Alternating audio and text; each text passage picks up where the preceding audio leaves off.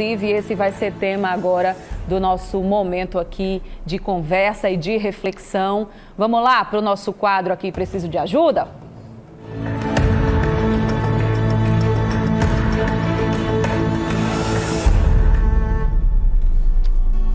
Gente, são muitas questões. Você já está vendo aqui minha convidada de hoje, a querida psicóloga Daniele Azevedo, que a gente já teve a oportunidade de se encontrar em outras reportagens, né, Daniele? Bom dia, seja bem-vinda. Eu que agradeço, Anne. E esse é um tema que, nossa, toca mesmo na ferida, porque quando fala da relação de mãe com filho, qual é a mãe que quer viver um conflito nesse nível em casa, né?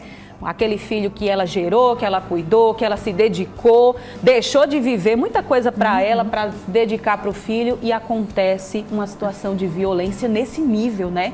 Então, assim, por onde começar para identificar, Daniele, que tem algo ali que está muito mais grave do que uma simples falta de diálogo e que pode chegar nesse ponto, né? Antes de tudo, Anne, bom dia, né? Quero atentar as pessoas que estão em casa. Como é que foi o crescimento desse indivíduo, né? Porque não se trata apenas de um adulto que está vivenciando essas etapas de mudança de comportamento, mas sim de uma criança, de um adolescente que já vinha dando sinais de uma possível síndrome do imperador. Tem até nome para isso.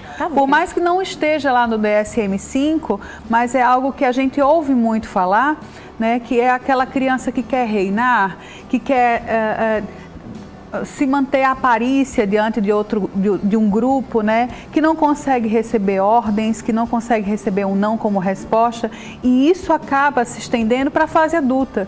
E, infelizmente, com o passar dos anos, com a entrada das redes sociais, né, do mundo digital, né, é como se sempre a grama do vizinho é mais verde. Verdade. Então, eu sempre estou desejando aquilo. E nessa ideia do hedonismo, né, eu tenho que ter esse prazer a qualquer custo, eu vou lá e faço. E quando eu recebo não, fica complicado, porque olha que coisa interessante não se trata você tá falando, porque eu estou me identificando.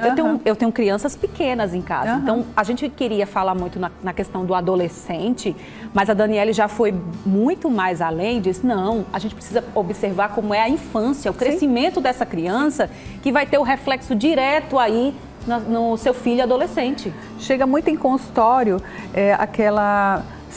o transtorno opositor desafiador, que é o TOD, né? Algumas mães até acham que o filho já está vivenciando essa etapa de transtorno. Mas se ele é uma criança agressiva, se ele não consegue manter as habilidades sociais, se ele não consegue interagir com outras crianças, se tudo é para ele e não consegue ser dividido, como é que está esse diálogo dentro da sua casa? Como é que está a imposição de limites? Gente, saiba, a imposição de limites é estruturante para todo e qualquer ser. A partir do momento que você diz que a tua regra é não, a criança ela precisa internalizar esse não e identificar que se trata de uma postura disciplinadora, né, que envolve responsabilidade afetiva, a empatia. Não é porque apenas é a criança, mas o outro, o coleguinha.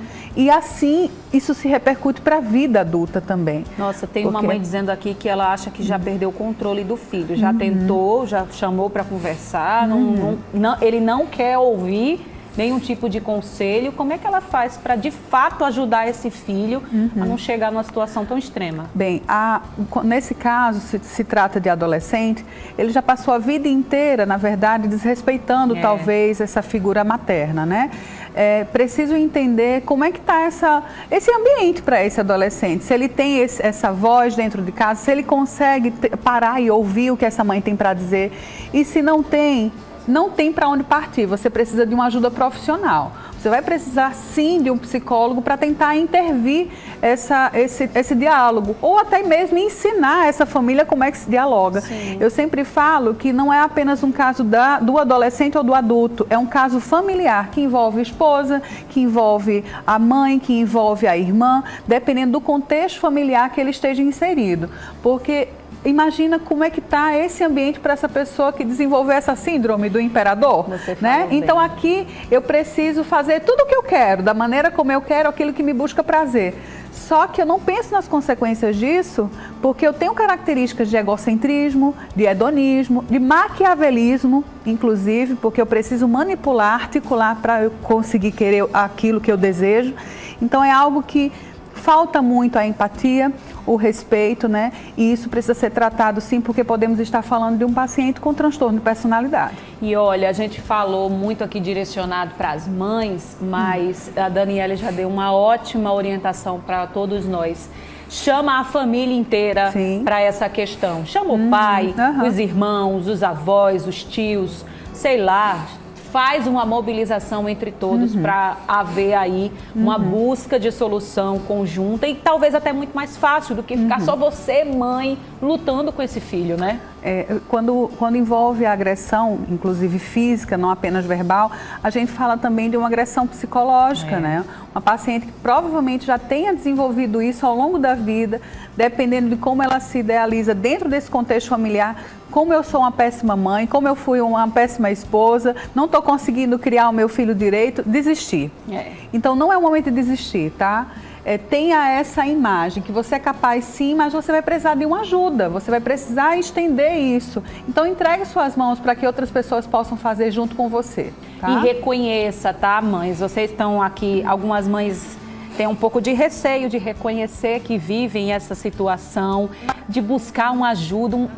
Eu acho que pode até ser uma questão de até preconceito, dizer, nossa, está fazendo tratamento, acompanhamento com psicólogo. É engraçado que quando a gente volta no tempo, né? Não existia essa imagem, os pais eram figura de autoridade. Hoje é como se nessa necessidade de eu ser muito amiga do meu filho, muito próxima, muito parceira, porque eu sempre estou muito preocupada com o julgamento do outro. Aí rompe a barreira, né? Como é que a pessoa vai interpretar o meu ato aqui de imponência ou de imposição de limites, né? Então é interessante que essa mãe reflita sobre isso. Mas qual é o tipo de valor, de honra, de discernimento que você quer ter dentro do seu ambiente também? É esse que você está vivenciando? Então vamos parar para perceber que respeito, empatia e toda essa cordialidade, essa reciprocidade que envolve a relação, ela precisa existir desde lá de baixo, né? Desde pequenininho, né? E até mesmo daquela educação que você trouxe anterior dos seus pais, dos seus avós, né? Tenta multiplicar isso e filtrar aquilo que foi bom e aquilo que não foi. Bom, mães, eu espero que a gente tenha ajudado vocês aí um pouco a encontrar um caminho a ser seguido. Daniele, muito obrigada. Passa o teu contato das redes sociais para quem quiser te achar, te fazer mais alguma outra pergunta direta. Às vezes na televisão dá um bloqueio na questão, mas se for direto, né? Gente, deixo vocês à vontade para falar comigo lá no Instagram profissional, tá? Daniele Azevedo Psi. E eu tenho também o meu site, danieleazevedo.com, sem o BR, tá certo? Meu consultório fica ali na Avenida Rio Grande do Sul, vizinho ao Evolution. É um consultório próprio. Daniele Azevedo, espaço terapêutico, espera vocês. Sou terapeuta de casal. Ela é maravilhosa. Sou terapeuta familiar. Ela é maravilhosa. Estou à disposição para vocês. Obrigada. Tá o contato dela na tela. Obrigada, Daniele. Até a próxima, viu? Obrigada, Anne. Muito bom. Agora vem pra